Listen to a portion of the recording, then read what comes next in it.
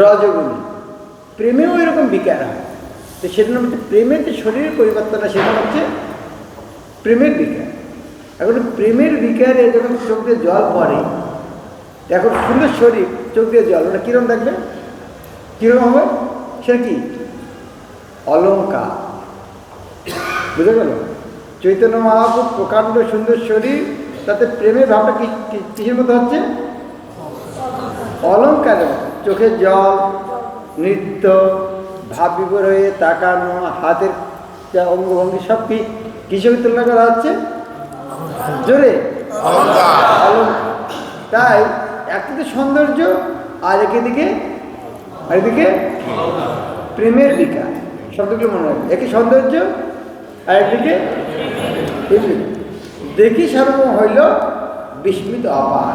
এই আচার্যরা যে গ্রন্থে কী সুন্দর সুন্দর ভাষা লেগেছেন, হ্যাঁ, সেই জন্য বাড়িতে যেন এই গ্রন্থগুলো পড়বেন, কী সুন্দর সুন্দর, আর এগুলো আস্বাদন করার চেষ্টা করবেন এক একটা শব্দ। এটা আপনারা যদি মহাপ্রভুর জীবনী যে কবিতা লেখেন, প্রভুপাদের যে কবিতা লেখেন, কি মদ খায় লিখবেন না করে চিন্তা ভাবনা করে লিখবেন? তো এইরকম মহান মহান আচার্যরা লিখেছেন, এক একটা শব্দ দেওয়ার জন্য কত কত চিন্তা করেছে, কত দিন ধরে চিন্তা করেছে। হয়তো একটা শ্লোক লিখতে হতে 1 মাস লেগেছে, আর আমরা 1 সেকেন্ডে পড়ে নিচ্ছি। এখন মহাপ্রভু ওখানে বেহুশ হয়ে পড়ে আছে। বহুক্ষণে চৈতন্য নয় ভোগের কাল হইল, সার্বভৌম মনে ভাব, মনে তবে উপায় চিন্তিল। অনেকক্ষণ চেতন হচ্ছে না, এবং একটু করে ভোগ লাগাবে, ওখান থেকে সরাই নিতে হবে, কী করা যায়, সরাতে তো হবে ওখান থেকে। ভোগের সময় তো ভোগ লাগবে, সবাইকে সরিয়ে দিতে হবে, কিন্তু বেহুশে পড়ে আছে। শিষ্য পরিচ্ছদেরা প্রভু নীলা বহাইয়া, ঘরে আনি পবিত্র স্থানে রাখিল শোয়াইয়া। যে সিকিউরিটি মারতে গেছিল ওদেরকে মহাপ্রভু সর্ববলে এক কাজ কর, তোমার কাঁধের মধ্যে নাও, নিয়ে আমার বাড়িতে চলো।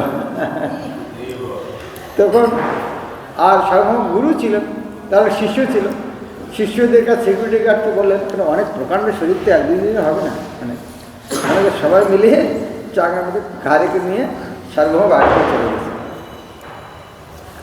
শ্বাস প্রশ্বাস নাহি উদয়ের স্পন্দন, দেখিয়া চিন্তিত হইল ভট্টাচার্যের মন। শ্বাস প্রশ্বাস নাহি উদয়ের স্পন্দন মানে কি? শ্বাস প্রশ্বাস উদয়ের স্পন্দন মানে কি? মানে পেটে যে হাওয়া, হ্যাঁ, শ্বাস যখন নেয় না, দুটো দিকে প্রমাণ পাওয়া যায়, নাক দিয়ে শ্বাস আর পেট দিকে বোঝা যায়। কিন্তু না শ্বাস প্রশ্বাস নিচ্ছে না পেট নড়ছে, তার মানে কি? মারা গেছে। তখন ভট্টাচার্য আশ্চর্য হলেন, কী করা যায়? তখন সূক্ষ্ম তুলা, একেবারে খুব পাতলা তুলা, যেরকম সামান্য বাতাসে হালে, ওই রকম খুব সামান্য তুলা সে নাকের মধ্যে ধরেছে। সূক্ষ্ম তুলা আনি নাশা অগ্রেতে ধরিল, ঈশ্বর চলে তুলা দেখি ধৈর্য হইল। সামান্য হালকা একটু হেলেছে, আর ভট্টাচার্য এখনো আছে। বসি ভট্টাচার্য মনে করেন বিচার, এই কৃষ্ণ মহাপ্রেমের সাত্বিক বিকার। সার্বভৌম ভট্টাচার্য ভাবছেন, এই যে আমি তো অনেকবার পণ্ডিত,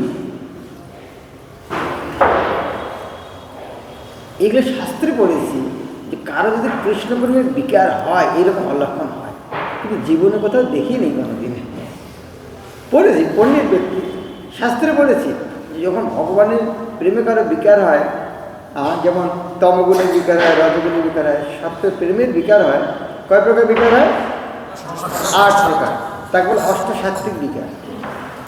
তো স্তম্ভ মানে খুঁটির মতো খাড়া হয়ে যায়। এখানে ভক্তি রসামৃত সিন্ধুতে আপনারা পড়বেন, বিভিন্ন উপাদানের সঙ্গে, যখন মাটির সঙ্গে এটা তখন এটা হয়, যখন জলের সংস্পর্শে উপাদানের সঙ্গে ক্রিয়া হয় তখন চোখ দিয়ে জল পড়ে। যখন আগুনের সংস্পর্শে এইভাবে ক্রিয়া হয় তখন ঘা দিয়ে ঘাম হয় গরম। যখন বায়ু সংস্পর্শ হয় তখন কম্পন হয়। এভাবে শরীর ফ্যাকাশে হয়ে যায়। এবং যখন আকাশের সংস্পর্শ হয় তখন অজ্ঞান বেহুশ হয়ে শেষ অবস্থা। মানে ওটাকে মৃত্যু বা মূর্ছা বলা, মৃত্যু ঠিক হয় না সেই অবস্থা। এইরকম অবস্থা জীবনে কোনো তো কল্পনা করেনি যে এরকম হতে পারে না, সার্বভৌম দেখে আশ্চর্য। আর উনি বসে আছেন সামনে, কি করা যায়, এনাকে কীভাবে সাহায্য করা যায়। ওনার নিজের বাড়িতে, সে বাড়িতেও আমরা কালকে যাবো দর্শন করতে, যেখানে ছিলেন সেটা কালকে, বেশি দূরে না, দমদমখণ্ডের পাশে। এত চিন্তি ভট্টাচার্য আসনে বসিয়া নিত্যানন্দাদি সিংহর দ্বারে মিলিল আসিয়া। এভাবে ঘরের মধ্যে বসে আছেন মহাপ্রভুকে নিয়ে, এদিকে নিত্যানন্দ, মুকুন্দ, আর কারা কারা, নিত্যানন্দ, মুকুন্দ, আর জগন্নাথ, আর স্বরূপ দামোদর নয়, এইটা ভুল করবে না, এখানে দামোদর পণ্ডিত অন্য একজন, স্বরূপ দামোদর নয়, স্বরূপ দামোদর পর্বত, এই দামোদর পণ্ডিত, এই চারজন এসেছেন। এসে সিংহদ্বারে আলোচনা শুনতে পাচ্ছেন যে কোথা থেকে এক সাধু এসেছেন, এ বেহুশ হয়েছিল, সার্বভৌম নিয়ে গেছেন। তাহা শুনে লোকে কহে অন্যান্য বাদ, এক সন্ন্যাসী আসি দেখি জগন্নাথ, মূর্ছিত হইল চেতন না হয় শরীরে, সার্বভৌম লইয়া গেলা আপনার ঘরে। এটা তো কাহিনী শুনে বুঝতে পারছে আর কি হবে। মুকুন্দ শহীদপুর নদিয়া নিবাসী বিশাল হ্রদের জামতা, মহাপ্রভু ভক্ত দেহ প্রভু তত্ত্ব জ্ঞাতা। এখানে ভাষাটা কঠিন লাগছে মনে হচ্ছে আপনাদের, লিখে বুঝতে পারেন, কে যে বলতে পারে হাত উঠাবে। নদিয়া নিবাসী বিশাল হ্রদের জামতা, জামাতা মহাপ্রভু ভক্ত দেহ প্রভু তত্ত্ব জ্ঞাতা। সার্বভৌম ভট্টাচার্য নদিয়ার জামাতা না, আচ্ছা তার আগে আর একটা লাইন আছে, সেটা বললে বুঝতে পারবেন। শুনি সবে জানিলা এই মহাপ্রভুর কার্য, হেন কালে আইলা তাহা গোপীনাথ আচার্য। তাহলে কার কথা বলা হচ্ছে? গোপীনাথ আচার্য। গোপীনাথ আচার্য সম্বন্ধে বলছেন, নদিয়া নিবাসী বিশাল হ্রদের জামতা, মহাপ্রভুর ভক্ত দেহ প্রভু তত্ত্ব জ্ঞাতা। বিশাল হ্রদের জামতা মানে কি? মহাপ্রভু নদিয়ার জামাতা। না না, অনুমান করলে হবে, মানে মহাপ্রভু সম্বন্ধে বিশারদ, মানে না রে ভাই, অনুমান করা যাবে না। সার্বভৌম ভট্টাচার্যের পিতার নাম হচ্ছে বিশারদ, সার্বভৌম ভট্টাচার্যের পিতার নাম বিশারদ, আর তার জামাই হচ্ছে গোপীনাথ আচার্য। তাই দুইজন হচ্ছে শালা গোপীনাথ। এখানে বিশারদের জামাতা মানে গোপীনাথ আচার্য, সার্বভৌম ভট্টাচার্যের ভগ্নিপতি, আর সার্বভৌম ভট্টাচার্যের শালা। এটা ভুলবে না তো, কে শালা কে ভগ্নিপতি? সার্বভৌম ভট্টাচার্য শালা, আর সার্বভৌম ভট্টাচার্য শালা, তো স আছে সব মনে রাখুন, সার্বভৌম হচ্ছে শালা, স আছে সব মনে রাখেন, তাহলে উল্টে পাল্টা হয়ে যায়। আর গোপীনাথ আচার্য হচ্ছে ভগ্নিপতি। আর উনি আগে থেকে জানতেন যে মহাপ্রভু, এই যে গৌরাঙ্গ, এই স্বয়ং মহাপ্রভু চৈত্র স্বয়ং ভগবান, এটা তিনি আগে থেকে জানতেন। উনি নদীর সবাইকে চেনেন, অনেক আগে এসেছেন, তবু চেনেন সবাই, মুকুন্দ আদি সবাইকে চেনেন। তো মুকুন্দ এসেছেন, ওখানে মুকুন্দের সঙ্গে গোপীনাথের দর্শন। তুমি এখানে কী করে? মুকুন্দ ঘুরতে আসছো এখানে? আরে ভেরি গুড, ওয়েলকাম। মুকুন্দ সহিত পূর্বে আছে পরিচয়, মুকুন্দ দেখিয়া তার হইল বিস্ময়, মুকুন্দ তাহার দেখি কইল নমস্কার, তেহ আলিঙ্গিয়া পৌঁছে প্রভু সমাচার। এটা আর একটা সুন্দর জিনিস, বড়কে দেখলে প্রণাম করতে হবে, আর ছোটকে দেখলে গালি দিতে হবে, তাই না? ছোট স্নেহে আলিঙ্গন করতে। হ্যাঁ, তো মুকুন্দ প্রণাম করেছেন, আর গোপীনাথ তাকে আলিঙ্গন করেছেন। আর আলিঙ্গন করে কি জিজ্ঞাসা করছে? মহাপ্রভুর সম্বন্ধে জিজ্ঞাসা হ্যাঁ, করছে। মহাপ্রভু কেমন আছে? ভালো। তাদের সবার একটা আকর্ষণীয় বিষয়। মুকুন্দ কহে প্রভুর ইহা হইল আগমনে, আমি সব আসিয়াছি মহাপ্রভুর সনে। নিত্যানন্দ গোসাইকে আচার্য কহিল নমস্কার, সবে মিলি পুছে প্রভুর বার্তা বারবার।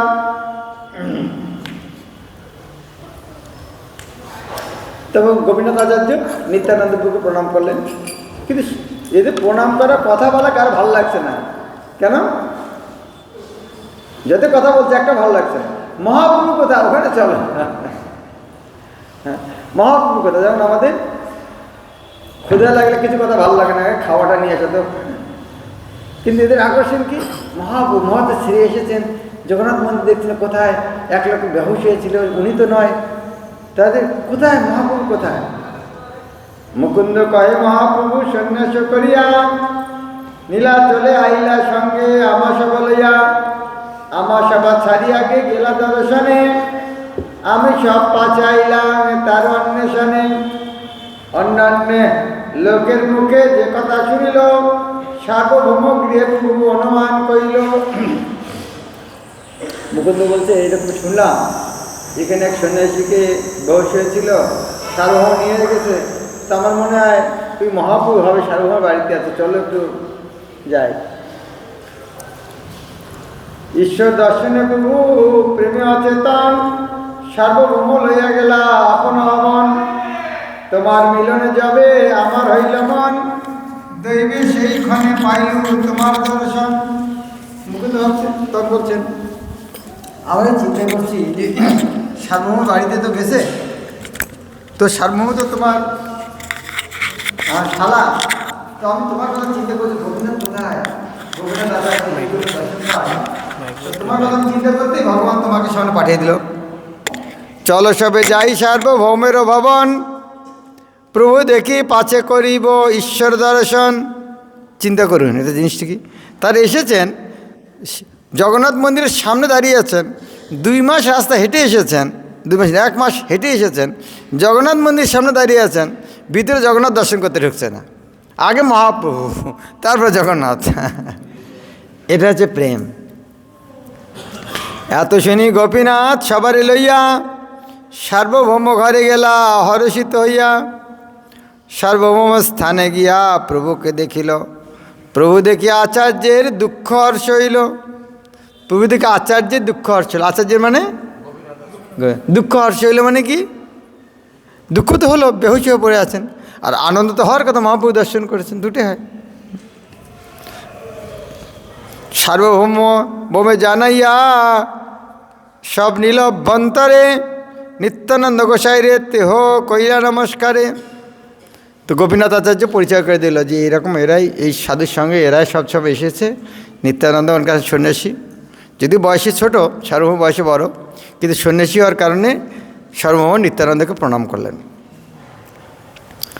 সভা সহিত যথাযোগ্য করিল মিলন, প্রভু দেখি সবার হইল হর্ষিত মন। মহাপ্রভুকে দেখে আনন্দ পায়, মহাপ্রভু কেন? ওরা তো জানে মহাপ্রভু এরকম বেহুশ হয়, এটা স্বাভাবিক, কিন্তু আছে তো মহাপ্রভু, বাস আনন্দ দিতে। সার্বভৌম পাঠাইল সভা দর্শন করিতে, চন্দনেশ্বর নিষ্পুত্র দিল সবার সাথে। চন্দনেশ্বর হচ্ছে তার সার্বভৌমের ছেলের নাম। তাকে বললো, বাবা এদেরকে নিয়ে জগন্নাথ দর্শন করে, মহাপ্রভু তখন শুয়ে আছে, থাক তুমি এদেরকে জগন্নাথ দর্শন করে নিয়ে। জগন্নাথ দেখি সবার হইল আনন্দ, ভাবেতে আবিষ্ট হইলা প্রভু নিত্যানন্দ। সবে মেলি ধরি তারে সুস্থির করিল, ঈশ্বর সেবক মালা প্রসাদ আনি দিল। ওখানে যেও নিত্যানন্দের একই অবস্থা, হ্যাঁ, কিন্তু অতটা হয়নি, মহাপুর মতো হয়নি। তো সবাই বুঝতে পারে সাধারণ ভক্ত নয়, তখন ওরা এসে মালা পরে দিলেন। প্রসাদ পাইয়া সবে হইলা আনন্দিত মনে, পুনরূপে আইলা সবে মহাপ্রভু স্থানে। উচ্চ করি করে সবে নাম সংকীর্তন, তৃতীয় প্রহর হইল প্রভুর আচেতন। তৃতীয় প্রহর মানে কি? তৃতীয় প্রহর হইল মানে কি? মানে কি? 9 ঘন্টা। হ্যাঁ, 6 ঘন্টা পর, 6 ঘন্টা পর। এক প্রহর মানে 3 ঘন্টা, তৃতীয় মানে 2 ঘন্টা, 2 প্রহর পরে, 6 ঘন্টা পরে তার জ্ঞান ফিরেছে। আর যখন জ্ঞান ফিরেছে তখন কে আমি, কোথা থেকে আসলাম, এরকম না। মহাপ্রভু এরকম নয়। মহাপ্রভু প্রেম যখন সঙ্গে সঙ্গে হুঙ্কার করিয়া ওঠে, হরি হরি বলি। আপনাদের প্রেম এখনো ভাঙে নেই মনে হচ্ছে। আপনাদের প্রেমটা 6 ঘন্টার বেশি মনে হচ্ছে। মহাপুর প্রেম ভাঙলো, আপনার থেকে ভাঙলো না এখনো। হুঙ্কার করিয়া উঠি হরি হরি বলি, আনন্দে সার্বভৌম তার লইল পদধূলি। তখন সঙ্গে সঙ্গে সার্বভৌম তার পদধূলি। সার্বভৌম কহে শীঘ্র কর মধ্যাহ্ন, মই ভিক্ষা দিমু আজি মহাপ্রসাদান্ন। মধ্যাহ্ন মানে কি? হ্যাঁ, মধ্যাহ্ন মানে আমরা শুধু খাওয়াটাই বুঝি। হ্যাঁ, মধ্যাহ্ন মানে খাওয়া। অন্ন মানে কি? অন্ন মানে খাওয়া। অন্ন মানে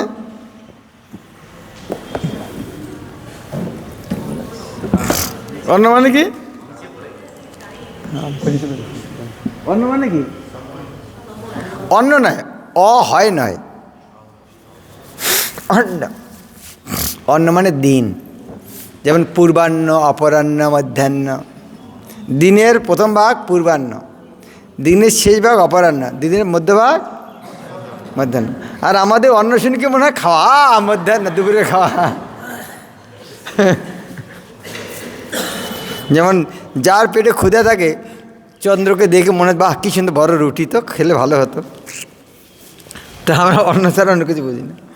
এখানে মধ্যাহ্ন মানে দুপুরের কৃতকর্ম, বিশেষ করে স্নান, গায়ত্রী এবং প্রসাদ, এগুলি একত্রে হচ্ছে মধ্যাহ্ন ক্রিয়া। প্রথম হচ্ছে স্নান। আমরা শুধু খাওয়াটার কথা বলি, বাকিগুলো বলি না।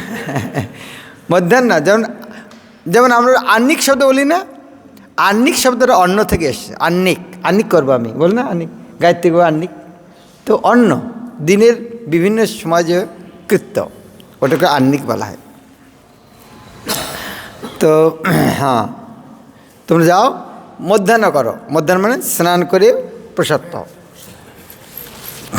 সমুদ্র স্নান করি মহাপ্রভু শীঘ্র আইলা, চরণ পাখালি প্রভু আসনে বসিলা। চরণ পাখালি, চরণ ধুয়ে। পাখালি শব্দটা বাংলা এখন কম আছে, উড়িষ্যাতে আছে, প্রক্ষালন থেকে পাখাল। বহুত প্রসাদ সার্বভৌম আনাইল, তবে মহাপ্রভু সুখে ভোজন করিল। সুবর্ণ থালির অন্ন উত্তম ব্যঞ্জন। ওয়াও! আজকাল মানুষ প্লাস্টিকের থালায় খায়, সার্বভৌম ব্রাহ্মণ তার বাড়ি সোনার থালা। সুবর্ণ থালির অন্ন উত্তম ব্যঞ্জন, ভক্তগণ সঙ্গে প্রভু করেন ভোজন। সার্বভৌম পরিবেশন করেন আপনে, প্রভু করে মোরে দেহ লাফরা ব্যঞ্জনে। পিঠাপানা দেহ তুমি ইহা সবাকারে, তবে ভট্টাচার্য যে কহে জুরি দুই করে। মহাপ্রভু বলেন যে আমাকে এত দিও না, আমাকে লাফরা ব্যঞ্জন দাও, আর পিঠাপানা এদেরকে দাও। কেন? একই তো, সন্ন্যাসী কঠোর নিয়ম, সন্ন্যাসী বেশি খাওয়া যাবে না, মিঠাইটা খাওয়া যায় না, সেটা একটা কারণ। আর দ্বিতীয় কারণ হচ্ছে পিতা কি চায়, পিতামাতা কি চায়। পিতারা ভালো বলতে পারে, মায়েরা ভালো বলতে পারে। ভালো খাওয়াটা সন্তানদের দিক, আর যেটা বেঁচে থাকবে সেটা আমার। যেহেতু মহাপ্রভু জগৎ পিতা, তিনি চান কি তার ভক্তরা পিঠা বানা ভালো খাক। আর লাবড়া মানে কি? লাবড়া মানে সবচেয়ে কম দামের সবজি। বাংলায় গরিব লোকের বাড়িতে কি হয়, কিছু নাই, জঙ্গল থেকে কিছু কেটে নিয়ে লাবড়া বানিয়ে দেওয়া। তার মানে যেটা বানাতে কোনো খরচা নেই, মানে সবচেয়ে কম দামি সবজি। সব কিছু মিলিয়ে লাবড়া শব্দের অর্থ হচ্ছে মানে কম দামি সবজি আর কি। তো মহাপুরুষ সেটা আমাকে ওটা দাও, আর দামি দামি আইটেমগুলি ভক্তদেরকে দিয়ে দাও। কিন্তু ভট্টাচার্য কি বলছেন, আর আমরা কি বলি? হ্যাঁ, আমাদের উল্লেরা, হ্যাঁ, আরে ওকে 2টা গোলাপ জামুন দিলে আমার প্লেটে 1টা পড়ছে কেন?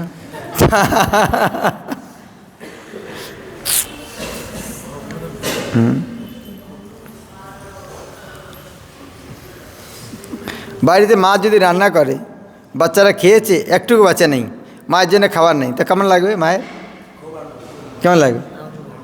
আনন্দ হবে যে বাচ্চারা ভালো করে খেয়েছে। যে আমরা এখানে 100 ভক্ত এসেছি, 100 ভক্ত কী হয়েছে, প্রসাদ খেতে খেতে শেষের 3 জনের কম পড়ে গেছে। কেন রে ভাই আমি প্রসাদ সার্ভিস করতে গেলাম, হ্যাঁ মাথাটা গরম হয়ে যায়। তো এটা কি প্রেমের লক্ষণ হলো? ভুল হয়েছে, কালকে থেকে আর সার্ভিস করতে যাবোই না। এরকম ইনচার্জের সঙ্গে এসেছি, সার্ভিস করতে গেলাম, সার্ভ করতে গেলে এখন আমাদের জন্য প্রসাদ নেই।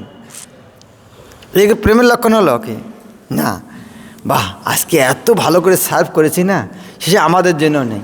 এইরকম করে সার্ভ করেছে না, আমার জন্য না থাকে, ভক্তরা খেয়ে শান্তি পেয়েছে, এটা তো প্রেমের লক্ষণ।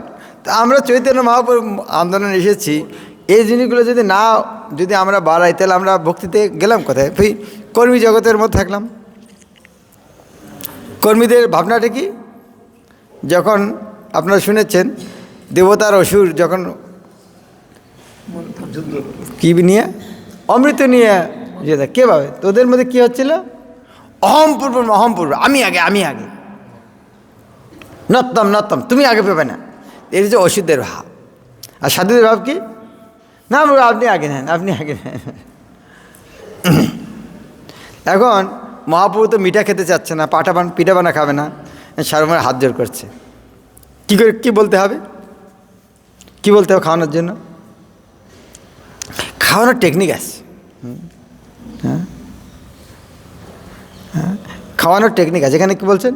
জগন্নাথ কইছে করি আছেন ভোজন, আজই সব মহাপ্রসাদ করো আস্বাদন। আপনার খাওয়ার দরকার নেই, আপনি টেস্ট করুন জগন্নাথ কীরকম খেয়েছে, কেমন জগন্নাথ প্রসাদ খান।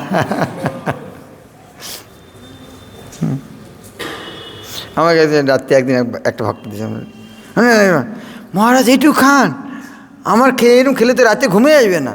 মানে আমি পরে ও খায় না রাত্রে কোনো দিন, কিন্তু আমাকে বলছে কি এরকম খেলে তো আমার রাত্রে ঘুমিয়ে আসবে না, কিন্তু সে কোনোদিন রাতে খায় না, কিন্তু আমার খাওয়ার জন্য কী বলছে, আপনি এত কম খান রাত্রে, এরকম খেলে তো আমার ঘুমিয়ে হবে না রাত্রে।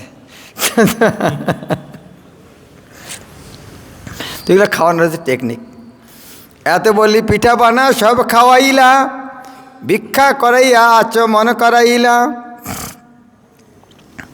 আজ্ঞা মাগি গেলা গোপীনাথ আচার্যকে লইয়া, প্রভু নিকট আইলা ভোজন করাইয়া, নমনারায়ণ বলি নমস্কার কইল, কৃষ্ণে মতিরস্তু বলি গোসাই কহিল। মায়াবাদী সর্বনাচল মায়াবাদী সন্ন্যাসী, তাদের দর্শনটা হচ্ছে কি? মায়াবাদীদের দর্শনটা কি? মায়াবাদীদের দর্শন হচ্ছে জীব ভগবানের অংশ, তো যখন জীব মুক্ত হবে সে ভগবান হয়ে যাবে। যেমন এক গ্লাস জল সমুদ্রে ঢেলে দেওয়া যাবে, জলটা কী হবে? সমুদ্রে হয়ে যাবে। তাহলে জীব একদিন ভগবান হবে, কথাটা ঠিক কি ব্যাঠিক? এক গ্লাস জল সমুদ্রে ঢেলে দিলে সমুদ্র হয়ে গেল, তো জীব ভগবানের সঙ্গে মিলে গেলে ভগবান হয়ে গেল। কথাটা ঠিক? কারা ঠিক মনে করেন? হাত উঠা। কারা ঠিক মনে করেন? হ্যাঁ, কথাটা ঠিক নয়, কিন্তু মায়াবাদীরা মনে করে জীব একদিন ভগবান হয়ে যাবে। জীব কোনোদিন ভগবান হবে না, গুণগতভাবে একে থাকবে। যেমন একটা মাছ জলের মধ্যে ঢুকলে কি আমরা জল নয়, যে জলের সঙ্গে জল মিশিয়ে রেখে আমরা হচ্ছে মাছ, জলের মাছ। জলের মধ্যে মাছ ঢুকলে মাছটা বিলীন হয়ে যায় না। তো মায়াবাদীদের দর্শন, যখন জীব মুক্ত হয়ে যাবে তখন ভগবান হয়ে যাবে। সেই জন্য কেউ যদি সন্ন্যাস নিয়ে নেয়, সে কী হয়ে যায়? সে নারায়ণ হয়ে যায়, ভগবান হয়ে যায়। সেই জন্য তারা প্রণাম করে নমো নারায়ণ। আর চৈতন্য মহাপ্রভুকে সারুমঠ নমো নারায়ণ। আজকাল মায়াবাদী মহাপ্রভু এরকম বলেছেন? না, মহাপ্রভু এটা বলেনি। হ্যাঁ, অনেক সময় এমন কিছু আছে হজম করতে হয়। অনেক সময় এমন কিছু আছে হজম করতে। একজন ধরুন আপনার জন্য খুব সুন্দর করে রান্না করেছে, খুব সুন্দর রান্না করেছে, আর রান্না করে আপনাকে দিচ্ছে, আপনি দেখছেন লবণ দেয়নি। আপনি যদি ওকে বলেন কি রান্না করেছে লবণ দেওয়ানি, তার অবস্থাটা কী হবে?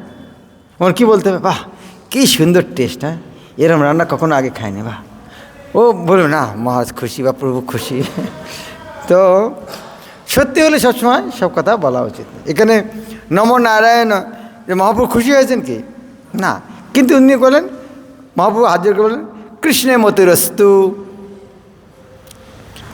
কৃষ্ণ মতিরস্তু রস্তু মানে কি? রস্তু মানে কি? রস্তু মানে কোনো শব্দ নেই। সন্ধিতে আপনারা দেখবেন বিসর্গর পরে যদি সন্ধিটা মিলিত হয় ওই বিসর্গটা র হয়ে যায়। খেয়াল করে আমরা সংস্কৃতে প্রার্থনাগুলো করি, দেখবেন বিসর্গটা যদি সন্ধি হয়ে যায় ওটা র হয়ে যায়। মতি বিসর্গ যোগ অস্তু, তো অর সঙ্গে বিসর্গটা র হয়ে গেছে। মতির অস্তু, অস্তু মানে থাক, অস্তু মানে থাক। যেমন অস্থি মানে কি? অস্থি মানে আছে, আর অস্থি মানে হাড্ডি। অস্থি মানে হাড্ডি, আর অস্থি মানে হচ্ছে আছে। অস্থি মানে আছে, আর নেই কি হবে? নাস্তি। যে ন অস্থি মনে করে ভগবান, তাকে কি বলা হয়? নাস্তিক। ভগবান নেই, ন অস্থি, আস্তিক নাস্তিক। যে মনে ভগবান আছে সে হচ্ছে আস্তিক। নাস্তিক আর আস্তিক, বোঝা গেল? সংস্কৃত পণ্ডিত হয়ে গেলেন একদিনে। মতিরস্তু মানে কৃষ্ণে মতি থাকুক, মতি হোক। যখন আমি বললাম নমো নারায়ণ, ও বলে কৃষ্ণ মতিরস্তু, সার্বভৌম বুঝলেন এ মায়াবাদী সন্ন্যাসী না, এ কৃষ্ণ ভক্ত। শুনি সার্বভৌম মনে বিচার করিল, বৈষ্ণব সন্ন্যাসী হো বচনে জানিল। গোপীনাথ আচার্যের কহে সার্বভৌম, গোসাইয়ের জানিতে চাহি কাহা পূর্বাশ্রম। তখন গোপীনাথ আচার্যকে বলছেন, আমি একটু জিজ্ঞাসা জানি পূর্বাশ্রম কোথায়? তখন গোপীনাথ আচার্য বলছেন, এনার বাড়ি তো হচ্ছে আমাদের এখানে নবদ্বীপ। আচ্ছা, এর বাবা হচ্ছে মিশ্র পুরন্দর, জগন্নাথ মিশ্র। আর আমার যে বাবা, আমার শ্বশুর অর্থাৎ তোমার বাবা বিশারদ, ওনার যে বন্ধু নীলাম্বর চক্রবর্তী, ওনার নাতি। আচ্ছা, আমার বাবার বন্ধু নীলাম্বর চক্রবর্তীর নাতি, তো আমার ভাতিজার মতো। আর এর নাম হচ্ছে বিশ্বম্ভর।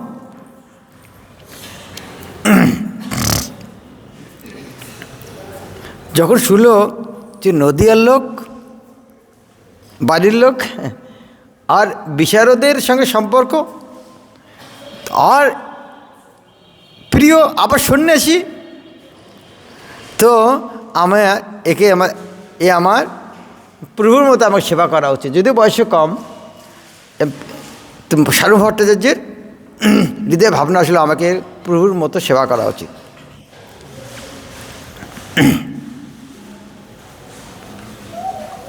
তখন সহজেই পূজ্য তুমি, আরে তো সন্ন্যাস, অতে ভং তোমার আমি নিজ দাস। সারু বলল যে আপনি সন্ন্যাসী, তাই আপনি আমার পূজনীয়, আমি আপনার দাস। মহাপ্রভু বিষ্ণু বিষ্ণু বিষ্ণু মানে কি? বিষ্ণু বিষ্ণু বিষ্ণু বলা অর্থ কি? বিষ্ণু মানে কি? আমরা আশ্রমে বিষ্ণু বিষ্ণু বলি কেন? অপবিত্র থেকে মুক্ত হওয়ার জন্য। তো কানে যে কেউ আমাকে আমার প্রশংসা করছে, তা কানটা কি হয়ে গেছে? অপবিত্র হয়ে গেছে। তো সেই জন্য বিষ্ণু বিষ্ণু বলে কানটা পরিষ্কার করতে হবে। সে প্রশংসা শোনা উচিত না। প্রশংসা শুনলে মানে কানটা কী হয়ে যায়? হ্যাঁ, প্রশংসা প্রতিষ্ঠা শুকরে বিষ্ঠা, শুকরের বিষ্ঠার সঙ্গে তুলনা করা হচ্ছে। আর একটা বলছে গৌরব মহারৌরব। কিন্তু আমাদের কানটা কি সবসময় খোলা থাকে, প্রশংসা শুনতে। যেমন কী বলে বিষয়তে সদা ধায়, ওই রকম আমাদের প্রশংসা শোনার জন্য কানটা ধায়। কোথায়? আচ্ছা, আমার সম্বন্ধে হচ্ছে না কেন? যেমন ধরুন আমরা জগন্নাথপুরী এসেছি, বাড়িতে যে ঢাকায় যে অ্যালবামটা খুলবো, অ্যালবাম দেখাবো, ছবি তো অ্যালবামে কী দেখবো? জগন্নাথ, টোটা গোপীনাথ নেই, আমার ছবিটা ওর সাথে আছে কিনা সেটা করতে হবে না।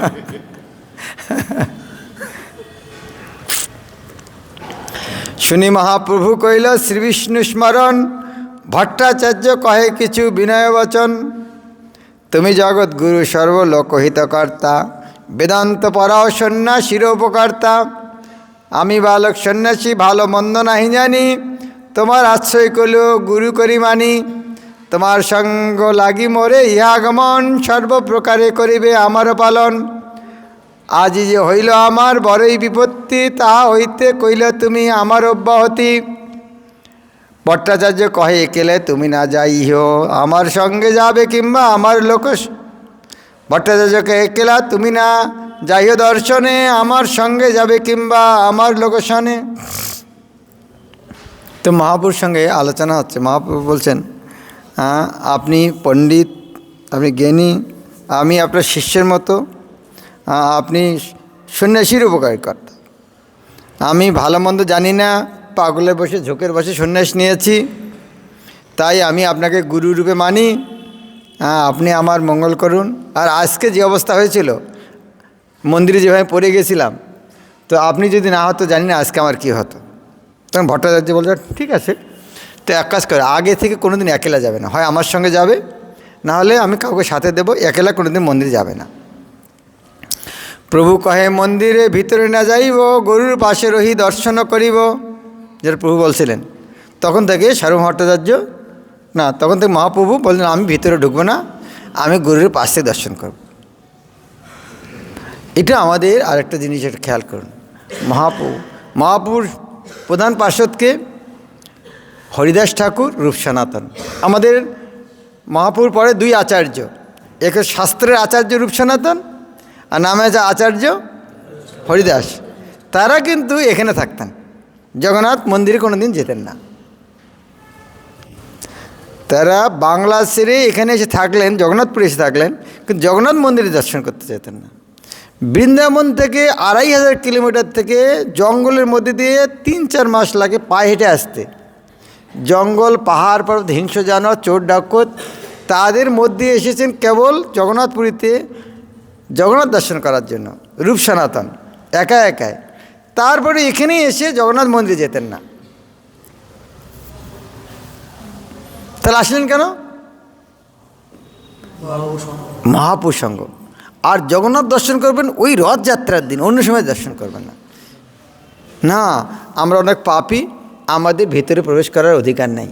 আমরা তো ধাক্কি দিয়ে চলে যাচ্ছি, আমরা অন্য লোককে ধাক্কা দিয়ে যাচ্ছি, কিন্তু মহাপ্রভু এরা মন্দিরে প্রবেশ করছেন না, যে আবার পাপী। শুধু তাই, প্রধান যে রাস্তা, প্রধান রাস্তাতেও হাঁটতেন না। মনে জানতে আমরা যদি প্রধান রাস্তা দিয়ে হাঁটি, আমাদের শরীরের ছায়া যদি কোনো ব্রাহ্মণের শরীরে পড়ে, সে অপবিত্র হবে, সে ভগবানের সেবা করবে। সারা জগতের গুরু, সারা জগৎ তার পূজা করছে, তাদের মনোভাবটা কোথায় চিন্তা করুন। যে সারা জগৎ পূজা করছে, তারাও জানে তারা কত শক্তিশালী, মহাপ্রভু তাদের কত প্রেম করেন, মহাপ্রভু তাদের আদেশ করেছেন। মহাপ্রভু একজনকে নাম আচার্য দিয়েছেন, মহাপ্রভু রূপ সনাতনকে বলেছেন আমার যে শক্তি নাই সেটা তোমরা করো, আমার এই শরীর দিয়ে আমি যে কাজটা করতে পারছি না, আমি তোমাদের শরীর দিয়ে করাতে চাই।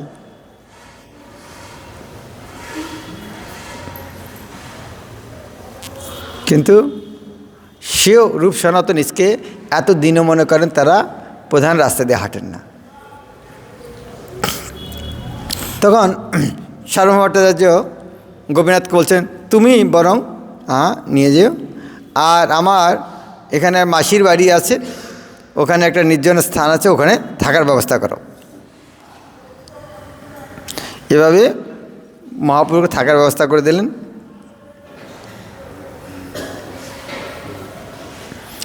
এদিকে মুকুন্দ দত্ত অন্যরা মহাপ্রভুর কাছে এসেছেন, গল্প কথাবার্তা বলছেন। তো কথাবার্তা প্রসঙ্গে সার্বভৌম বলছেন এই চৈতন্য তো খুব ভালো কাজ করেছে ঠিকই, কিন্তু এত কম বয়সে সন্ন্যাস নেওয়াটা ঠিক হয়নি। আর এত সুন্দর রূপ লাবণ্য, এই সন্ন্যাস টিকে রাখা তো দুষ্কর হবে। আর যে সম্প্রদায় থেকে সন্ন্যাস নিয়েছে ওটা খুব একটা বড় সম্প্রদায় নয়। তো যদি চায় তো আমি একটু শাস্ত্র অধ্যয়ন করে একটা বড় সম্প্রদায়ের সন্ন্যাস নিয়ে দেওয়াতে পারি, আর একটু বেদান্ত পড়াবো যাতে জ্ঞানটা গভীর হয়, যাতে তার পতন না হয়। ওখানে গোপীনাথ আচার্য ছিল, শালা বানাই।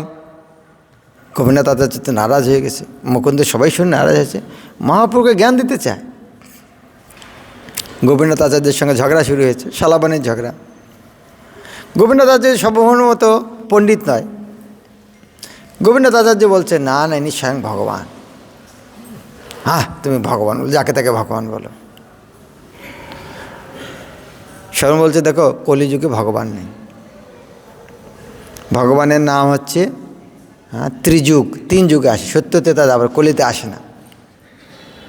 গোপীনাথ আচার্য অত পণ্ডিত নয়, কিন্তু অন্য অন্য শাস্ত্র থেকে শ্লোক না, তিনি ত্রিযুগ ঠিকই, কিন্তু তিনি প্রচ্ছন্নভাবে আসেন, ভগবান রূপে আসেন না, অন্য শাস্ত্র থেকে শুনিয়ে দিয়েছেন। বাহ, আরে এত পণ্ডিত! তো এভাবে এক প্রকার হারিয়ে দিয়েছেন। তো হারিয়ে দিয়ে স্বামী বলছে, আরে তোমার সামনে এইরকম মহাপুর বলা মানে উলু মনে মুক্তা ছাড়ানো, পাথরের মধ্যে বীজ বপন করার মতো। তোমার সঙ্গে কথা বলে কোনো লাভ নেই। আর তোমার প্রতি যখন মহাপুরুর কৃপা না হবে, তখন মহাপুরুষ যে স্বয়ং ভগবান এটা বুঝতে পারবে না। ভগবানের ঈশ্বরের কৃপালে হয়তো যাহারে, সেই তো ঈশ্বর দত্ত বুঝিবারে পারে। তো যদি তোমার প্রতি হয়, তো সর্বময় রেখে একটু নারাজ হয়েছেন। হ্যাঁ, তুমি অহংকার দেখাচ্ছ, তোমার প্রতি কৃপা হয়ে গেছে, তোমার প্রতি যে কৃপা হয়েছে কী করে বুঝবো? গোবিন্দ বলছে, যখন তোমার প্রতি কৃপা হবে, আমি যেরকম বলছি তুমিও এরকম বলা শুরু করবে, তখন বোঝা যাবে। এভাবে শালাবনে বেশ ভালো মজা হচ্ছে। কিন্তু এদিকে মুকুন্দ ওরা নারাজ হয়ে আছে। মহাপুরুষ সম্বন্ধে এরকম কথা ওরা হজম করতে পারছে না। মহাপুরুষ সামনে গিয়েছেন, সামনে মহাপ্রভু বলছেন, দেখুন সার্বভৌম এরকম বলছেন। তো মহাপ্রভু বলছে, তোমরা নারাজ হচ্ছ কেন? সার্বভৌম আমাকে পিতার মতো সম্মান করেন, আমার ভালো চান, আমার মঙ্গল চান, আমার জন্য তোমাদের নারাজ হওয়ার কি আছে? তো খুশি হওয়া উচিত। আমার সন্ন্যাস ধর্ম চাহে না রাখিতে, বাৎসল্য করান করুণা করেন কি দোষী হাতে? ওনার দোষটা কোথায়? উনি আমার সন্ন্যাস ধর্ম রাখতে চান, বাৎসল্য কোথায়, এর দোষটা কোথায়? আমার মঙ্গল চান। এটা আমাদের ভক্তি জীবনে আর একটা গুরুত্বপূর্ণ জিনিস। আমরা আর একজনের সঙ্গে নারাজ হয়ে যাই, এরম করলি কেন, এটা এরম করলি কেন? ও সেবা করছে, আমি সেবা করছি, এরম ভুলে মেলা যায় নাকি? এরম করে ভোগ লাগায় নাকি? হ্যাঁ, তোমার পছন্দ হয়নি, কিন্তু তার মনোভাবটা দেখো না। ও ভাবছে যে ভগবান এরম খায়, তার মনোভাবটা দেখার জন্য চায় কি এরম ফুলে মালা খাচ্ছ কেন? ঠিক আছে, ও হয়তো জানে না কিরম ফুলে মালা, কিন্তু তার মনোভাবটা এইরকম একটা ফুলে মালা, তার প্রেমটা কেন লক্ষ্য করছেন? ভক্ত সমাজে কখনো এরকম আবার নিজেদের মধ্যে ঝগড়া হয়ে যায়, কিন্তু বোঝার চেষ্টা করে না তার হৃদয়ের ভাবটা কোথায়। যেমন গরুকে এরকম করে না? যারা গরু পেলেছেন, গরু রাগ করে, গরুর শিং আছে না, ওর প্রেমে কখন এরম করে, আরে আমাকে ঘুতে দিল না, মানে কিন্তু সবাই জানে ওর স্বভাবটা এটা, ওর প্রেমে কখনো এরম করে। তো সেই রকম ভক্তদের মাঝে আমাদের দেখা উচিত, সে আমরা যাকে শত্রু মনে করছি, সে কি শত্রুতার জন্য করেছে? না। এই যে আমি যাকে শত্রু বলে মনে করছি, আমি ভক্ত সমাজের কথা বলে বলছি, সে কেন করছে? সে প্রভুপাদকে খুশি করার জন্য করছে, কৃষ্ণকে খুশি করার জন্য করছে। সেটা আমি যদি খুশি না হই, আমি খুশি হলাম না, কিন্তু কৃষ্ণ খুশি হলেন, আর সেই জায়গায় যদি আমি নারাজ হই, তাহলে আমার অবস্থাটা কী হবে? নিজে চিন্তা করুন। আমি একজন ভগবান আমাকে খুশি না করে ভগবানকে খুশি করে, আমাকে খুশি করেনি, আমি নারাজ হলাম, তাহলে ভগবান আমাকে কি করবে?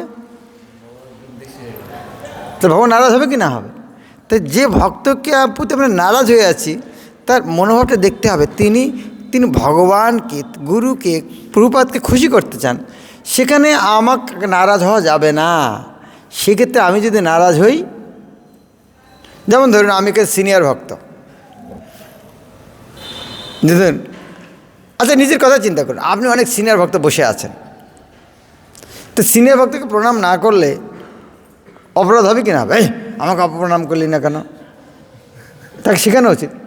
কিন্তু যদি দেখা যায় আমাকে না করে আরেক ভগবান আছে তাকে প্রণাম করতে গেছে, হ্যাঁ ও এত বড় ভক্ত হয়ে গেল, আমাকে প্রণাম করে ভগবানের কাছে চলে গেল, আমাকে আগে করা উচিত ছিল।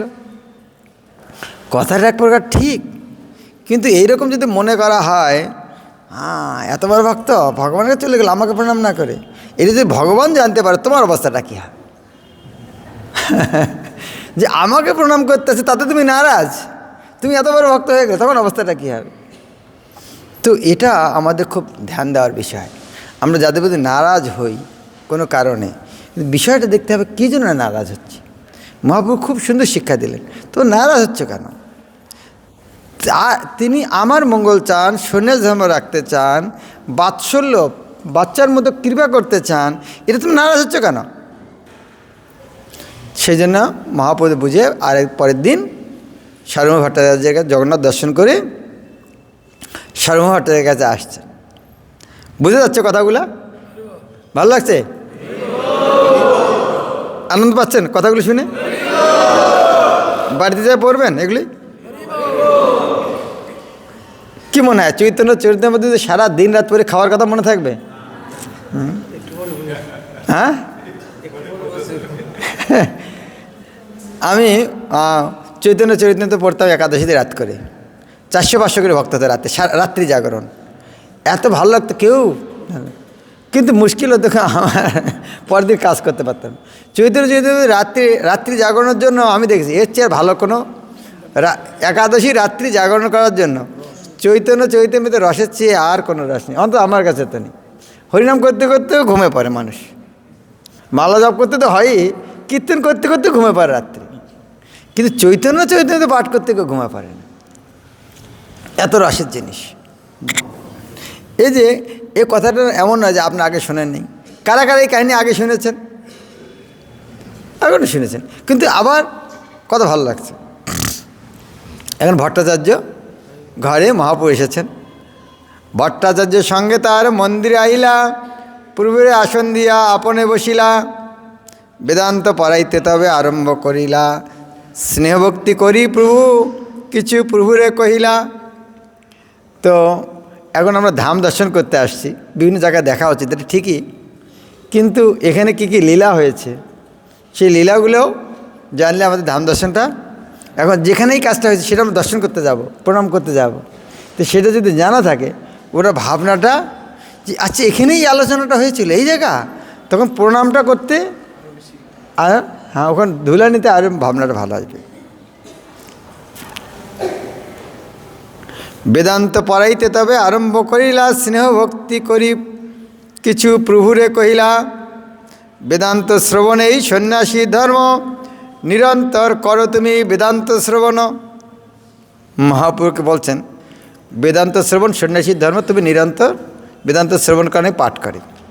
প্রভু কহে মোরে তুমি করো অনুগ্রহ, সে কর্তব্য তুমি যেই মোরে কহ, 7 দিন পর্যন্ত হইছে করেন শ্রবণে, ভালো মন্দ নাহি কহে বসি মাত্র শুনে, 8ম দিবসে তারে পুষে সার্বভৌম, 7 দিন করো তুমি বেদান্ত শ্রবণ, ভালো মন্দ নাহি কহ রহ মৌন ধরি, বুঝো কি না বুঝো বুঝিতে না পারি। 7 দিন বার 8ম দিনে মহাপ্রভুকে বলছেন, মহাপ্রভু চৈতন্য কৃষ্ণ চৈতন্য মনে হয় তুমি মৌন ধরে আছো, ব্রত রেখেছো, কথাই বলবে না, তুমি বুঝছো কি না অবশ্য বুঝতে পারছি না, যদি না বুঝো তো বলা উচিত হ্যাঁ হ্যাঁ বুঝিনি, যদি বুঝো হ্যাঁ হ্যাঁ, তো তুমি বুঝছো কি না, কিন্তু তুমি যে মৌন ধরে আছো আমি কোনো কথা বলবো না, তো এই কারণটা কি? প্রভু কহে মূর্খ আমি নাই অধ্যয়ন, তোমার আজ্ঞাতে মাত্র করিয়ে শ্রবণ। মহাপ্রভু আমি তো মূর্খ, আমি তো শুধু আদেশ করছি তাই শুনি। এখন কেউ যদি বলে হ্যাঁ, কেউ যদি বলে তোমাকে শুনতে বলছি, না বুঝলে বলবে তো, তার উত্তরটা কি? আমি যদি বলে তুই শোনো আমি শুনছি, কোনো কথা বলছে না, তারপরে কিছু বুঝিনি, তা বললে না কেন? উত্তরটা কি? তুমি যে কী বলতে চাচ্ছ সেটাই বুঝিনি, তো শুনবো কী করে? তো বলছে আমার আমি তো অধ্যয়ন করিনি, আমি বুঝি না, কিন্তু আপনি শুনতে বলছেন তাই শুনছি। আপনি বলছেন সন্ন্যাসী ধর্ম শ্রবণ কর, তাই শুনছি। সন্ন্যাসী ধর্ম লাগি শ্রবণ মাত্র করি, তুমি যেই অর্থ করো বুঝিতে না পারি। তুমি বলছো সন্ন্যাসী ধর্ম শ্রবণ করা, তুমি শুনতে বলছো তাই শুনছি। ভট্টাচার্য কহে না বুঝি, হেন জ্ঞান যার, বুঝিবার লাগি সেও পুছে পুনর্বার। কিন্তু যে শুনছে সে যদি না বোঝে, সে তো বলবে আমি বুঝতে পারছি না, বলো, এটা তো বলবে। তুমি শুনি শুনি রহ মৌন মাত্র ধরি, হৃদয়ে কি আছে তোমার বুঝিতে না পারি। নিশ্চয় তোমার মনের মধ্যে অন্য কিছু চলছে, নাহলে কিছু জিজ্ঞাসা করছো না কেন? প্রভু কয় সূত্রের অর্থ বুঝে নির্মল, তোমার ব্যাখ্যা শুনি মন হয়তো বিকল। তো মহাপ্রভু বলছেন না, আমি শ্লোকের অর্থ তো বুঝতে পারি, কিন্তু আপনার অর্থটা ঠিক বুঝতে পারি না। আপনার শ্লোকের অর্থটা সূর্যের মতো, কিন্তু আপনার অর্থটা মেঘের মতো ঢেকে যাচ্ছে। বাহ, তুমি শ্লোক বুঝতে পারো, ব্যাখ্যা বুঝতে পারো, এটা কীরকম কথা? ব্যাখ্যা তো শ্লোকটা বোঝানোর জন্য, তো তুমি শ্লোকের অর্থ বুঝতে পারো, ব্যাখ্যা বুঝতে পারো, এটা কী করে হয়? বলে হ্যাঁ শ্লোকের বলে, তার মানে আমি যা ব্যাখ্যা করছি এছাড়া অন্য ব্যাখ্যা আছে? বলে হ্যাঁ, তা তো আছে। আরে কী ব্যাখ্যা সেটা বলো তাহলে। তো বলছে তাহলে এক কাজ করে দিকে আত্মারাম শ্লোকটা ব্যাখ্যা করো, তুমি কী বোঝো? তো মহাপ্রভু বলছেন আপনি বলুন, আপনি ব্যাখ্যা করুন, আপনি আগে ব্যাখ্যা করে দিক কী ব্যাখ্যা হয়। তো সার্বভৌম এত বড় পণ্ডিত একটা শ্লোককে 9 প্রকার ব্যাখ্যা করলেন। এটা যদি এইরকম হয় তাহলে এটা যদি যেমন ধরুন এই জায়গায় মাথা খারাপ, যদি মাথা অর্থে এই মাথা হয়, তার মানে তার অর্থটাই হবে। এটা যদি মাথা অর্থে যদি তার চেতনা হয়, তার মানে সে মাথা খারাপ, সে পাগল। এর মানে যদি মাথা মানে কলম যদি হয়, তার মাথাটা খারাপ, ওই কলম দিয়ে লেখা যায় না। এটা যদি মাথা হাতে রাস্তা হয়, তার মানে রাস্তায় মাথাটা ওর পরে রাস্তা বন্ধ আছে। তো মাথা শব্দটাকে বিভিন্ন ব্যাখ্যা করলে অর্থটা অন্যরকম হয়ে যাচ্ছে। তো সার্বভৌম ভট্টাচার্য যে পণ্ডিত ছিল, তো এক একটা শব্দের অর্থ এক এক করে ব্যাখ্যা করার ফলে ওই শ্লোকটা 9 প্রকার ব্যাখ্যা করলো। বাহ! তো মহাপ্রভু বলছে হ্যাঁ আপনি এর ব্যাখ্যা করুন। আর সার্বভৌম ভট্টাচার্য সব ব্যাখ্যা করছে, মায়াবাদী ব্যাখ্যা করছে। মহাপ্রভু তার ব্যাখ্যা তার স্পর্শ না করে অন্য 18 প্রকার ব্যাখ্যা করেছেন, তার ব্যাখ্যা গ্রহণ না করে। তো সার্বভৌম ভট্টাচার্য বুঝতে পারলেন সর্বনাশ, আমি কার সঙ্গে কথা বলছিলাম।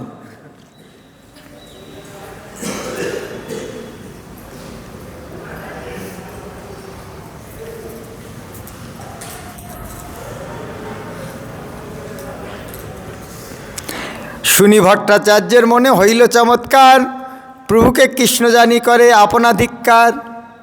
যখন এই ব্যাখ্যা শুনেছে সঙ্গে সঙ্গে বুঝতে পারছে চৈতন্যপ্রভু স্বয়ং ভগবান, তখন নিজকে ধিক্কার করছে, আমি কি মূর্খ। এটা একটা বুঝুন এই জ্ঞানের অহংকার। কৃষ্ণ যে ভগবান, কে পরীক্ষা করতে গিয়েছিল? কে পরীক্ষা করতে গিয়েছিল? ব্রহ্মা পরীক্ষা করতে গিয়েছিল। আমি ব্রহ্মাণ্ডের রাজা, ভগবান এখানে আসবে আমি জানি না, আমাকে ইনফরমেশন না দিয়ে চলে আসবে। হ্যাঁ, তো কৃষ্ণ যখন এসেছিলেন, ব্রহ্মা সহ্য করতে পারেনি, সবাই কৃষ্ণকে ভগবান বলছে ভগবান বলছে, আর যে লীলাগুলো করছে ভগবান হবে, কিন্তু আমি ব্রহ্মাণ্ডের নেতা, আর ভগবান আমার ব্রহ্মাণ্ডে এসে লীলা করবে আমি জানি না, তাহলে তো আমাকে পরীক্ষা করা দরকার। এটা তো অন্যের মাথায় ঢুকছিল কি? কার মাথায় ঢুকলো? ব্রহ্মা যেহেতু ব্রহ্মাণ্ডের নেতা, সেই জন্য তার মাথায় ঢুকেছে। তো সেই জন্য যারা আমাদের অহংকার বেশি, পণ্ডিত একটা পজিশনে আছি, তাদের মাথায় এগুলো ঢোকে। যারা একটু বিনম্র আছি, কোনো পোস্ট নাই, তাদের অপরাধের চান্স কম। কিন্তু যারা একটা পজিশন নিয়ে বসে আছি, একটা পণ্ডিত হয়ে বসে আছি, হ্যাঁ লোকটা এইরকম উচ্চারণ করলে এটা ভুল, বাস পণ্ডিত না হলে এটা ধরাই পড়তো না, পণ্ডিত হওয়ার জন্য ধরা পড়লো ভুল। এখানে সার্বভৌম যেহেতু পণ্ডিত ছিল, সেই জন্য তার মহাপ্রভুকে ভগবান চিনতে পারেনি, কিন্তু মহাপ্রভু কৃপা করার জন্য চিনতে পারলেন, তখন তাকে ধিক্কার দিলেন। ইহত সাক্ষাৎ কৃষ্ণ মুই না জানিয়া মহা অপরাধ কইনু গর্বিত হইয়া আত্মনিন্দা করি লইল প্রভুর শরণ। কৃপা করিবারে তবে প্রভুর হইল মন। নিজ রূপ প্রভু তারে করাইল দর্শন। চতুর্ভুজ রূপ প্রভু হইলা তখন। দেখাইল তার আগে চতুর্ভুজ রূপ, পাশে শ্যামবংশী মুখ স্বকীয়া স্বরূপ। সে জায়গায় আমরা যাব যেখানে মহাপ্রভু তাকে চতুর্ভুজ রূপ দেখিয়াছিলেন। চতুর্ভুজ দেখানোর পরে আবার শ্যামসুন্দর অর্থাৎ বংশীর রূপ দেখি সার্বভৌম দণ্ড বধ করি পরি। পুনঃ উঠি স্তুতি করে দুই কর জুড়ি। প্রভুর কৃপায় তার স্ফুরিল সপ্তত্ব, নাম প্রেমদানাদি বর্ণেন মহত্ব। শত শ্লোক কইল এক দণ্ড না যাইতে, বৃহস্পতি তৈছে শ্লোক না পারে করিতে। শুনি সুখে প্রভু তারে কইলায় আলিঙ্গন, ভট্টাচার্য প্রেমাবশে হইল অচেতন।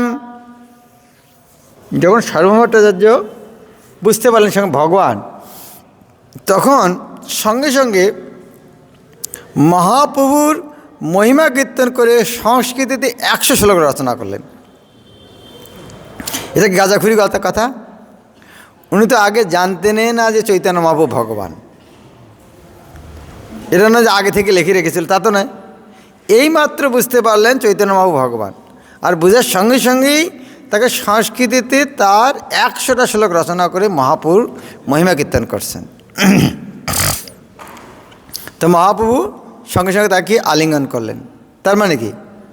তার প্রশংসা করার জন্য না, ইনি যে তার যে মায়াবাদ ত্যাগ করে যে তার আসল জ্ঞানটা যে উদয় হয়েছে সেটা বুঝতে মহাপ্রভু তাকে কৃপা করলেন। আর কৃপা করার সঙ্গে সঙ্গে তার শরীরে অষ্টসাত্ত্বিক বিকার হয়েছে। অশ্রুস্তম্ভ পুলক শ্বেত কম্পত থরথরি, নাচে গায়ে কান্দে পরে প্রভুপদ ধরি। তো এবার দেখে গোপীনাথ আচার্য পাশে দাঁড়িয়েছিল। আরে আমার জীবনে এত প্রেম হয়নি, সার্বভৌম হলো। এটা দেখে ওনার মনে কি হলো? গোপীনাথ আচার্যের কী হলো? কী মনে হলো? কী হলো? আনন্দ। ভক্তের আনন্দ। ভক্তদের আনন্দ কখন? যখন ভগবান কাউকে বিশেষ কৃপা করেন, ভক্ত আনন্দ পায়। আমাকে করলো না, ওকে কৃপা করলো, ভক্তের এই মনোভাবটা হয় না। গোপীনাথ এত আশ্চর্য হলেন যে মহাপ্রভু এইরকম কী বলে একটা মায়াবাদীকে উদ্ধার করলো। গোপীনাথ আচার্য তখন মহাপ্রভুকে বলছেন, গোপীনাথ আচার্য কহে মহাপ্রভুর প্রতি, সেই ভট্টাচার্যের প্রভু কইলে এই গতি। গোপীনাথ মহাপ্রভু এই ভট্টাচার্যকে মায়াবাদী শুনেছে, আপনি এই বানিয়ে দিলেন। এখন আচার্য কান্নাকাটি গড়াগড়ি করছে, কি করলেন আপনি? মহাপ্রভু বলছে, না, তুমি মহান ভক্ত, তোমার সঙ্গ প্রভাবে ওর পরিবর্তন হয়েছে। মহাপ্রভু কহে, তুমি ভক্ত, তোমার সঙ্গ হইতে জগন্নাথ ইহারে কৃপা কইলা ভালো মতে। যেহেতু তুমি ভক্ত, তোমার সঙ্গ পেয়েছে, তাই জগন্নাথকে কৃপা করেছে। তবে ভট্টাচার্য প্রভু সুস্থির করিল, স্থির হয়ে ভট্টাচার্য বহু স্তুতি করিল। জগৎ নিস্তারিলে তুমি সেই অল্প কার্য, আমা উদ্ধারিলে তুমি এই শক্তি আশ্চর্য। এটার একটা জিনিস কী করে ভগবানের পারে, হে ভগবান, আপনি জগৎকে উদ্ধার করেছেন, এটা বড় কার্য নয়। আমাকে উদ্ধার করেছেন, সেটা বড় কার্য। কারণ আমার চেয়ে আর বড় পাপী জগতে কেউ নেই। তো জগৎকে উদ্ধার করাটা বড় কার্য নয়, সবচেয়ে বড় কার্য হচ্ছে আপনি আমাকে উদ্ধার করেছেন।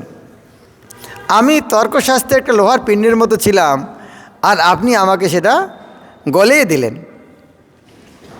এভাবে মহাপ্রভুর প্রশংসা করছেন।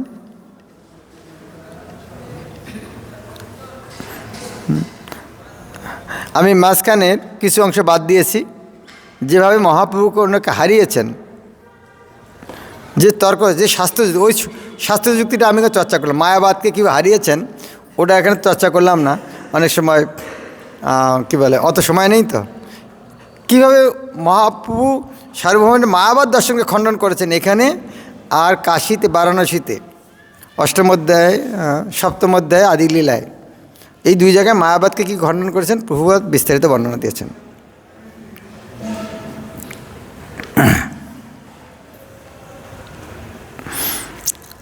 আর একদিন মহাপ্রভু কাছে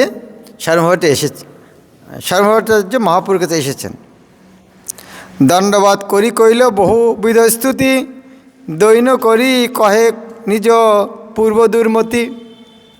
দণ্ডবাদ প্রণাম করে পূর্বের দুর্মতির কথা বলছেন, আমি এরকম মায়াবাদী ছিলাম, এইরকম পাপী ছিলাম বলছেন।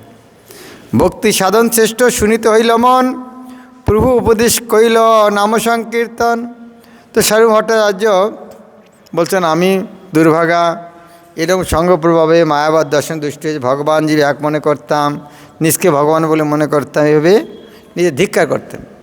আপনার প্রভাবে আমি বুঝতে পারলাম, আপনি কৃপা করে আমাকে উপদেশ দেন, কি করে আমি ভক্তি করব। তখন মহাপ্রভু তাকে উপদেশ দিলেন, শ্রবণ কীর্তন করো, নাম সংকীর্তন করো। শ্রবণং কীর্তনং বিষ্ণু স্মরণং পাদসেবনং অর্চনং বন্দনং দর্শন সূক্ষ্ম আত্মনিবেদন। তখন শ্রী চৈতন্য মহাপ্রভু তাকে উপদেশ দিয়েছিলেন, হরে কৃষ্ণ কৃষ্ণ কৃষ্ণ হরে হরে, হরে রাম রাম রাম হরে হরে। এই মহামন্ত্র কীর্তন করাই হচ্ছে সবচেয়ে গুরুত্বপূর্ণ অঙ্গ।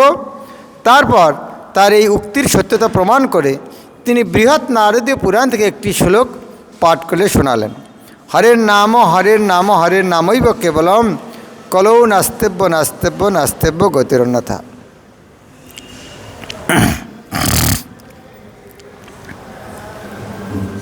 এরপরে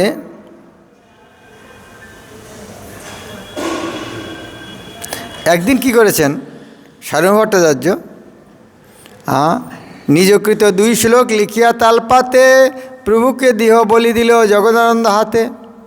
একদিন 2টো শ্লোক লেখে জগদানন্দ হাতে দিয়ে বলছেন, এই শ্লোক দুটো মহাপ্রভুর হাতে দেবেন। আর জগদানন্দ ওর বুঝতে পেরেছে, পরে দেখেছে কি সুন্দর মহাপ্রভুর মহিমা লিখেছেন, কিন্তু মহাপ্রভু পাওয়ার সঙ্গে সঙ্গে তো ছিঁড়ে ফেলে দেবেন। সেই জন্য শ্লোক দুটা একটা পাথরের মধ্যে লিখে রাখছে, পাথরে লিখে রেখে মহাপ্রভুর হাতে দিয়েছেন। 2 শ্লোক বাহির ভিতে লিখিয়া রাখিল, তবে জগদানন্দ, না পাথর নয়, ঘরের দেওয়ালের বাইরে। 2 শ্লোক বাহির ভিতে লিখিয়া রাখিল, তবে জগদানন্দ পত্রী প্রভুকে লইয়া দিল। প্রভু শ্লোক পরিপত্র ছিন্ডিয়া ফেলিল, ভিত্তে দেখি ভক্ত সব শ্লোক কণ্ঠে কইল। মহাপ্রভু দেখার সঙ্গে সঙ্গে শ্লোকটা ফিরে দিয়েছেন। কেন কেন? নিজের প্রশংসা। মহাপ্রভু দেখাচ্ছেন, তোমার যদি প্রশংসা কেউ করে সঙ্গে সঙ্গে শুনবে না, কেউ যদি সঙ্গে সঙ্গে ফিরে দেবে, আর কাউকে দেখাতেও দেবে না। কিন্তু ভক্তরা চালাক, দ্বার লিখে রেখেছিল, তারপরে শ্লোক 2টা ভক্তরা মুখস্থ করে ফেলেছে ওখান থেকে। আপনারা মুখস্থ করতে চান? কারা কারা মুখস্থ করতে চান? কিন্তু আজকে করা মুশকিল আছে, এখানে পড়ে নেবেন। আমি বলছি একবার, যতটা মনে থাকে, মানে সারাংশটা মুখস্থ থেকে চলবে, পরে বাড়িতে মুখস্থ করবেন। বৈরাগ্য বিদ্যা নিজ ভক্তি যোগম শিক্ষার্থমেক। আচ্ছা, আমার সঙ্গে বলবেন, বলুন। বৈরাগ্য বিদ্যা নিজ ভক্তি যোগ শিক্ষার্থম এক পুরুষ পুরাণ। শ্রীকৃষ্ণ চৈতন্য শরীরধারী কৃপাম বুধির্যস্তমহং প্রপদ্যে। কৃপাম বুধির্যস্তম অহং প্রপদ্যে। বৈরাগ্য বিদ্যা নিজ ভক্তি যোগম। বৈরাগ্য বিদ্যা নিজ ভক্তি যোগম, নিজের ভক্তিযোগ, বৈরাগ্য বিদ্যা। এই জগতের সব কিছুই কৃষ্ণের, আমার কিছু নয়। এই যে ভাবনার সাথে ভগবানের সেবা করা, বৈরাগ্য বিদ্যা নিজ ভক্তি। শিক্ষার্থমে কম পুরাণ পুরুষ। এই জিনিসটা শিক্ষা দেওয়ার জন্য পরম পুরুষ, আদিপুরুষ ভগবান শ্রীকৃষ্ণ চৈতন্য শরীরধারী, কৃষ্ণ স্বয়ং চৈতন্য মহাপুরুষ শরীর ধারণ করে এসেছিলেন। তিনি কৃপার সাগর, কৃপাম্বুধি যে স্তমহং তং অহং প্রবদে, তাকে আমি প্রণাম করি। বুঝা গেল অনুবাদ? এটা হচ্ছে মধ্যলীলার 6ষ্ঠ অধ্যায়ের 254 শ্লোক। মধ্যলীলার 6ষ্ঠ অধ্যায়ের 254 নম্বর শ্লোক। বৈরাগ্যবিদ্যা এবং নিত্য ভক্তিযোগ শিক্ষা দেওয়ার জন্য শ্রীকৃষ্ণ চৈতন্য রূপধারী এক সনাতন পুরুষ আবির্ভূত হয়েছিলেন। আমি তার নিকট সর্বতভাবে আত্মনিবেদন করি।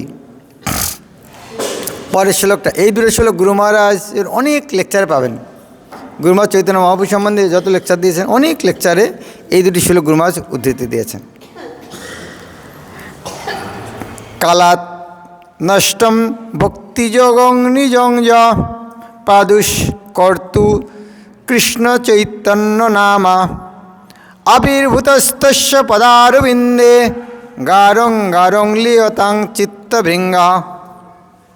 তো এটাও একবার আমার সঙ্গে বলুন এই দুটো শ্লোক। কালাত নষ্টম ভক্তিযোগং নিজং যা প্রাদুষ্কর্তুং কৃষ্ণ চৈতন্য নামা আবির্ভূতস্তস্য পদারবিন্দে গারং গারং লিয়তাং চিত্তভৃঙ্গ। কালের বশে নিজের ভক্তিযোগকে বিনষ্ট প্রায় হতে দেখে, কালের বশে ভক্তি নষ্ট হচ্ছে না, সেটা দেখে কৃষ্ণ চৈতন্য নামক সনাতন পুরুষ তা পুনরায় প্রচার করার জন্য আবির্ভূত হয়েছেন। তার শ্রীপাদপদ্মে আমার চিত্তভৃঙ্গ গারুরূপে লীন হোক। অনুবাদটা কি? কালাত নষ্টং ভক্তিযোগং, যখন দেখছেন কালের প্রভাবে, ভগবদ্গীতার কত নাম শ্লোক ওটা? 4:2, 4:2। হ্যাঁ, সকালেন মহতা যোগ নষ্ট পর্যন্তব, কালের প্রভাবে হয়। তো সেখানে কালার নষ্ট, কালের প্রভাবে ভক্তিযোগ নষ্ট হয়ে গেছিল, সেটা নিজ প্রাদুষ্কর্তুং কৃষ্ণ চৈতন্য নামা, সেটা থেকে আবার ভক্তিযোগকে স্থাপন করার জন্য কৃষ্ণ স্বয়ং শ্রীকৃষ্ণ চৈতন্য নামে আবির্ভূত হয়েছেন। তস্য পদারবিন্দে, তার চরণ কমলে গারং গারং লিয়তাম। গারং গারং লিয়তাম মানে আমার হৃদয়